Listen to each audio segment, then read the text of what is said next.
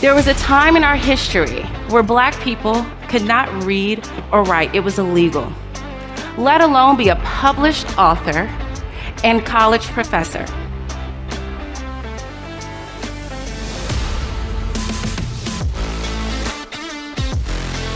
So I've spent my whole career trying to understand how can we make organizations places where every single person can thrive, no matter their background, no matter their opinions, no matter their experiences.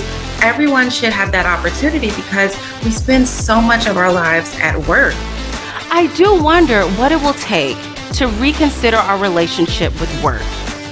How can we create work environments that we don't have to run away from as soon as it's 5 o'clock on a Friday, or get those Sunday scaries when we think about work the next day? It matters how we feel when we walk into the office, who says hello and who doesn't.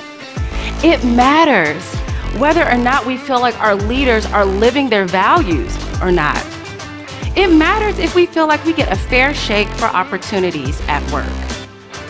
And the reason why this matters in the grand scheme of life is because how we're treated at work and how we feel about our workplaces has an impact on how we show up at home, and especially for our loved ones. Although we all hope we have balance, the truth is there is no work-life balance. There is only life, and work is a part of it.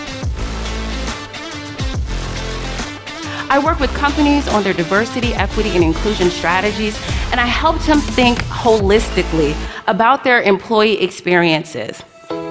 What it takes for leaders to buy into this workplace utopia is that they have to understand that diversity, equity, and inclusion is all about elevating humanity in the workplace. It's all about making sure there's alignment between their mission and their culture and their values. And it's also about recognizing the hard truths about inequality in our society and in the workplace.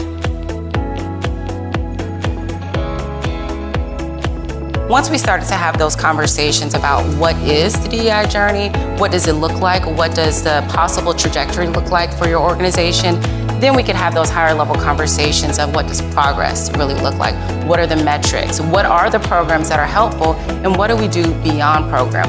We have to be clear about what our mission is as an organization, what our purpose is as an organization, and how DEI and those things around DEI fits into that. In my book, The Necessary Journey, Making Real Progress on Equity and Inclusion, I talk about how DE&I has to be a strategic process for an organization. But more importantly, I talk about the need to think about diversity, equity, and inclusion as an ongoing journey. And for every journey, you need a starting point. Workplace Utopia is that vision. It gives us the opportunity to think about what do we want our workplaces of the future to look like? What does a truly diverse and equitable and inclusive workplace look like? What does it feel like? What does the workplace of the future give to us? And what do we give to it back in return?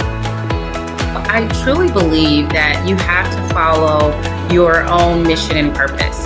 And for me, I knew that my mission and purpose as far as my work was to be in environments where I could be hands-on and help businesses with their human capital and their diversity and inclusion challenges every day.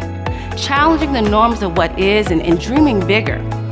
What's that saying? If you shoot for the moon and you fail, you will still happen to fall among the stars.